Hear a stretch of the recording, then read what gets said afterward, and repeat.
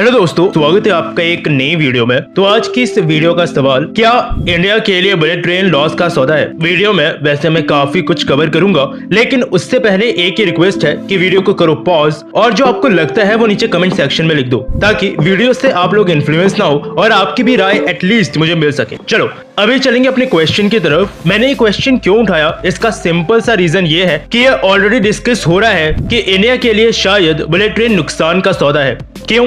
क्योंकि कुछ कंट्रीज को इससे नुकसान हुआ है। क्यों हुआ है, कौन से कंट्रीज हैं और क्या इंडिया भी शामिल होगा उनमें, आज की इस वीडियो में। हेलो दोस्तों, मेरा नाम है दीपक, आप देख रहे हैं इट्स इनक्रेडिबल फॉर यू। तो आइए शुरू करते हैं।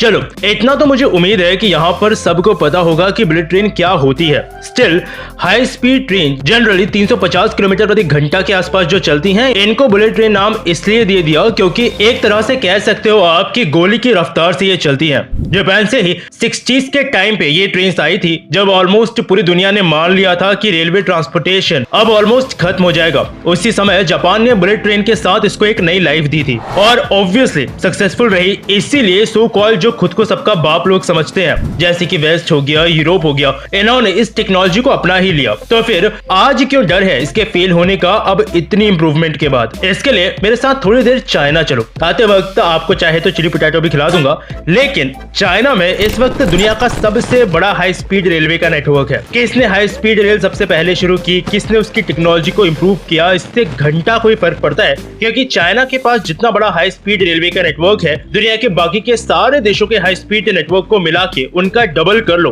तब जाके शायद वो चाइना के सिस्टम को छूने की हिम्मत रखें।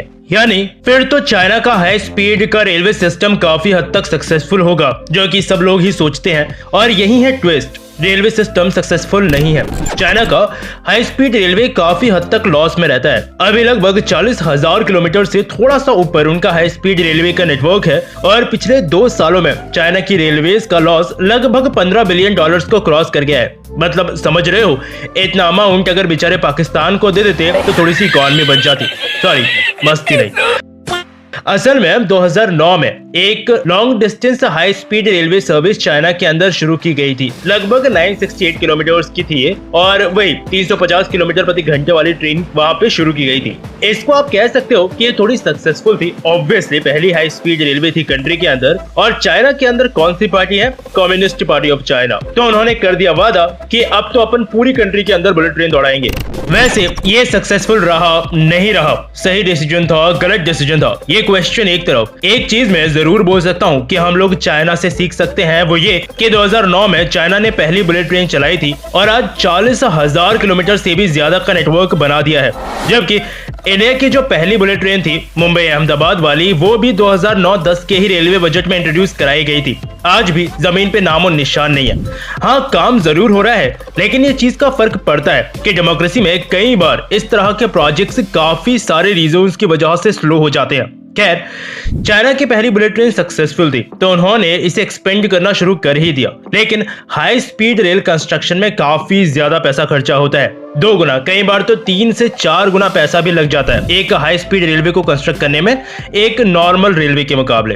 तो सबसे पहले तो पैसे का ही डिफरेंस यहाँ पे आ गया, यानी कि अभी कंस्ट्रक्शन में ज्यादा पैसा देना पड़ रहा था। और ये हाल हमारे भी है। वैसे पैसा मैक्सिमम इस प्रोजेक्ट के लिए जापान फंड कर रहा है और हमें फिर भी चैन है नहीं। प्रोजेक्ट इतना डिले हो गया है कि कॉस्ट और ज्यादा एस्केलेट हो गई है, यानी पैसा जितना सोचा था अब उससे भी ज्यादा लग रहा है। यानी चाइना रेलवेज का लॉस का कारण एक ये तो है कि पैसा उन्हें ज्यादा लगाना पड़ रहा है कंस्ट्रक्शन के लिए, लेकिन एक्चुअली इससे कम्युनिस्ट पार्टी वैसे रुक नहीं रही, ये और ज्यादा उसको बढ़ाए जा रहे हैं। अभी फिलहाल में देखो, इतना लगभग अंडर कंस्ट्रक्शन है। टोटल ये 70,000 किलोमीटर के आसपास हो जाएगा बनने के बाद। तो फिर उसके बाद ये कुछ प्रॉफिट में जाएगा या और ही ज्यादा लॉस करेगा, कोई आइडिया है नहीं। मुझे लगता है सिंपल लॉस में ही जाएगा, लेकिन वैसे मैं क्या बोलूं, क्योंकि ये चीज भी रिलेट कर रही है इंडिया से, क्योंकि हमने अभी तक अपनी पहली बुलेट ट्रेन चलाई नहीं है और हमारे पास सिर्फ प्रोडिक्शन है कि ऐसी रहेगी। और साथ ही हमने कई दूसरे रूट्स के लिए भी बुलेट ट्रेन के प्लान बना दिए हैं। डीपीआरस भी कुछ तैयार हो गई हैं,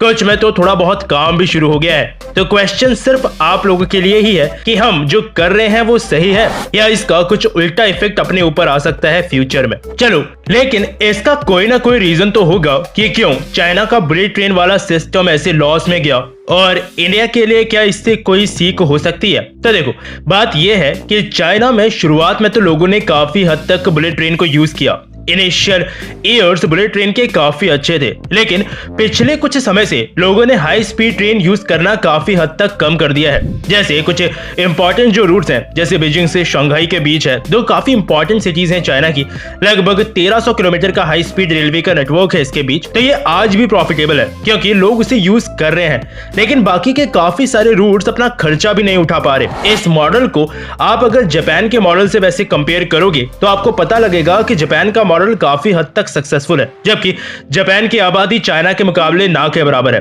और पर्सनली बोलूं तो मुझे सिंपल सा कारण इसका यह लगता है कि जापान ने सोच समझ के हाई स्पीड रेलवे को अपनी कंट्री में फैलाया है। इस चीज को जापान ने इंश्योर किया है कि अगर किसी पर्टिकुलर रूट पे बुलेट ट्रेन चलाएंगे तो इसको लोग यूज करेंगे, यहाँ पे इसको अफोर्ड कर पाएंगे, और तभी जापान ने बुलेट ट्रेन उस जगह पे शुरू किया। जबकि चाइनीज कम्युनिस्ट पार्टी ने बिना सोचे समझे दे दनादन कंट्री के अंदर उसको फैला दिया, बकायदा चाइना के ईस्ट में कतई जाल बिछा दिया उस चीज का। यानी इंडिया के लिए यहाँ पे एक चीज की सीख ये तो है कि अगर हम लोग भी इंपॉर्टेंट रूट्स को ही कवर करें हाई स्पीड रेल से, जहाँ पे हमें पता है कि हाँ ये चीज सक्सेसफुल रह पाएगी, तो इन दैट केस शायद हमारे लिए बुलेट ट्रेन एक्सपेंशन काफी हद तक प्रॉफिटेबल ही होगा। और ये एक और पॉइंट में यहाँ पे कंसिडर कर लूं कि चाइना के पास इस वक्त बुलेट ट्रेन अपग्रेडेशन के लिए कोई अच्छी टेक्नोलॉजी है नहीं, यानी वो डिपेंडेंसी आज भी है चाइना की थोड़ी बहुत दूसरी कंट्रीज पे, जो इंडिया को इंश्योर करना होगा कि हमारे साथ आगे ना हो। जापान काफी हेवीली इन्वेस्ट कर रहा है वैसे इंडिया के बुलेट ट्रेन प्रोजेक्ट पे,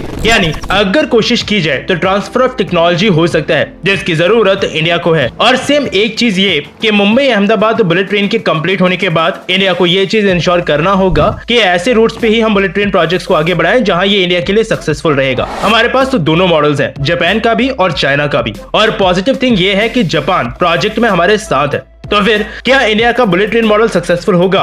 पहला तो ठीक है, यानी मुंबई अहमदाबाद वाला, वो तो मैं समझ सकता हूँ कि हाँ होगा, लेकिन आगे के लिए गवर्नमेंट इसे कैसे लेके जाती है ये देखना होगा। बाकी मेरी पूछोगे आप तो मुझे लगता है कि हाँ सक्सेसफुल रहना चाहिए इंडिया में, क्योंकि चाइना की तरह बिल्कुल बेहोश होकर के हम लोग इन प्रोजेक्ट्स को आगे नहीं लेके जाएंगे। बाकी वैसे कहने के लिए लोगों पे बहुत कुछ है, जैसे क्या इंडिया के पास वो तबका है जो बुलेट ट्रेन को अफोर्ड कर सकेगा? क्या एयरवेज की सर्विसेज होने के बावजूद बुलेट ट्रेन को यूज करना एक समझदारी भरा डिसीजन होगा? एक डिसीजन आपने इस वीडियो के स्टार्टिंग में लिखा था, एक नीचे कमेंट सेक्शन में अभी मुझे बताइएगा कि आपके हिसाब से क्या बुलेट ट्रेन इंडिया के अंदर सक्सेसफुल रहेगी? क्या जो इंडिया अभी कर रहा है, जिन रूट्स पे वो बुलेट ट्रेन चलाने की सोच रहा है, क्या वो सही है? और आप एक्चुअली कितना इंतजार कर रहे हो इंडिया के अंदर बुलेट ट्रेन के आने का? नीचे कमेंट सेक्शन में लिखिएगा जरूर। वीडियो पसंद आई हो तो लाइक और शेयर जरूर करना। मुझसे और कुछ कहना चाहते हैं तो आप मुझसे ट्विटर पे जुड़ सकते हैं, यह है मेरी ट्विटर आईडी। फिर मिलूंगा आपसे एक और नए इंटरेस्टिंग टॉपिक की एक नई वीडियो के साथ, तब तक के लिए अलविदा।